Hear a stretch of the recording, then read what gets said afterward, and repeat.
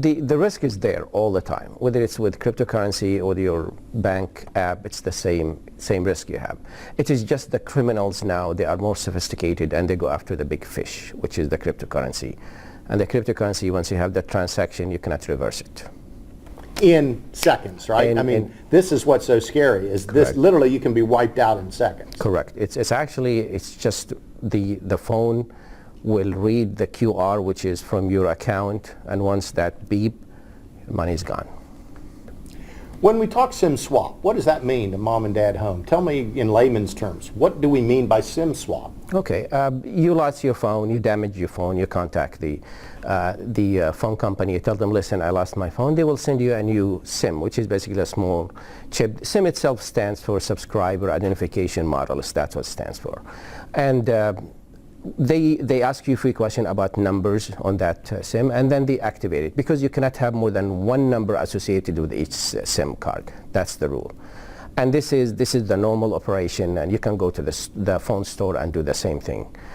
The criminals, what they have done, you can go to website like eBay and get some of the SIM cards for 99 cents. And I get a phone, which is a burner phone, for about $18. And then with some social engineering, you can convince the person on the other side of the phone, the representative, to switch it to the new SIM card you have. And suddenly they have your phone. Definitely, they have the number. They can download the apps that you are using. So now it's actually the same phone as the one you have in your hands. And you may not even know it. You will know it when you lose the service. You will know it when suddenly you look at it and there is those bars, no service there, and the Wi-Fi is there, it's working, but you see this one, I cannot receive call, I cannot receive text, I cannot do anything about it. That's the sign for that you lost your SIM. Explain what you mean for mom and dad at home. I know what you mean by social engineering, but what do you mean by that? Essentially I pose as you, or correct. You pose as me? Explain what you mean by that. Social engineering is a technical term used for watching you virtually, and sometimes watching you physically.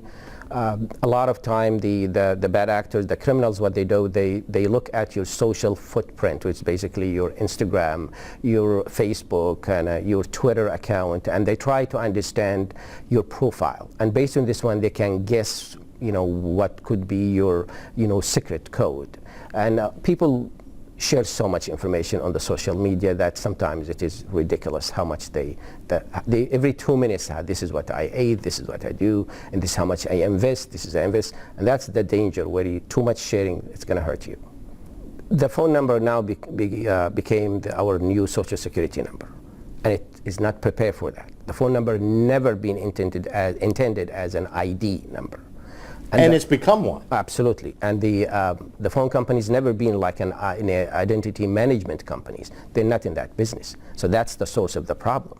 For using the phone number, the physical phone number, you are really risking this. For the social security number, we have protections. We have laws to protect that. You go to a grocery store and you will find that the cashier asks you, what's your phone number, so they can enter the reward or so. And everybody behind you can hear that. I mean, this, and I was listening to this and I say, really? Can you do the same thing with your social security number? You can't. But that's the problem. We should not, just spell that number everywhere. We should use the virtual number, and that virtual number will replace it in the places where they need to verify or have a phone number. Is this just the tip of what it's going to be like going forward? Yes, this is the beginning, and if we're not careful, it's going to get even worse. Why? Because we look at there is this conflict between convenience and security. It's much easier for me to have the phone and have everything in the phone at the same time. You are making it easy for the criminals to go and get everything from one place instead of scattered all over the place. And we're talking about SIM swapping now. Maybe in the future we'll talk about something which is way more advanced. The whole thing, rehashed or reignited again because of the cryptocurrency factor. So how easy is it to get away with this? If nobody snitch on them, they will be okay.